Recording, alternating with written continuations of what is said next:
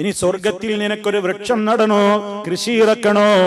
സല്ലല്ലാഹു അലൈഹി വസല്ലം പറയുകയാണ്, ഇസ്രാഇന്റെ രാത്രിയിൽ ഞാൻ ഇബ്രാഹിം നബി അലൈഹിസ്സലാമിനെ കണ്ടപ്പോൾ ഇബ്രാഹിം അലൈഹിസ്സലാം എന്നോട് പറഞ്ഞു, യാ മുഹമ്മദ് ഉമ്മതക മിന്നി അസ്സലാം, നിന്റെ സമുദായത്തിന് എന്നിൽ നിന്നുള്ള സലാം പറയണേ, അവരോട് പറഞ്ഞു കൊടുക്കുകയും ചെയ്യണേ. സ്വർഗത്തിലെ മണ്ണ് വളരെ പരിശുദ്ധമാണ്, അതിലെ വെള്ളം വളരെ ഏറ്റവും കൂടുതൽ സ്വച്ഛമായ ജലമാണ്, ശുദ്ധമായ തെളിമയാർന്ന ജലമാണ് എന്നൊക്കെ പറഞ്ഞിട്ട് പറയാണ്, അതിൽ ഒരു ചെടി നടാനുള്ള മാർഗമാണ്. സുബ്ഹാനല്ലാഹ് വൽഹംദുലില്ലാഹ് വലാ ഇലാഹ ഇല്ലല്ലാഹു വല്ലാഹു അക്ബർ.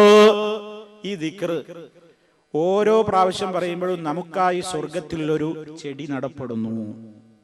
സുബ്ഹാനല്ലാഹ് വൽഹംദുലില്ലാഹ് വലാ ഇലാഹ ഇല്ലല്ലാഹ് വല്ലാഹു അക്ബർ. من قال سبحان الله والحمد لله ولا إله إلا الله والله أكبر ورث الله له بكل واحدة منهن شجرة في الجنة.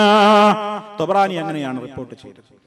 ഈ ദിക്ർ സുബ്ഹാനല്ലാഹ് വൽഹംദുലില്ലാഹ് വലാ ഇലാഹ ഇല്ലല്ലാഹ് വല്ലാഹു അക്ബർ എന്നാരെങ്കിലും പറഞ്ഞാൽ ഓരോ ദിക്റിനും അവന് സ്വർഗത്തിൽ ഒരു മരം അല്ലാഹു നട്ടുപിടിപ്പിക്കുകയാണ്. അതിന്റെ അവകാശിയായിട്ട് മാറണം. ഒരു മരത്തിന്റെ ഉടമ ഞാൻ, സ്വർഗത്തിൽ ചെല്ലുമ്പോൾ എന്റെ പേരിൽ അവിടെ ഒരു മരം.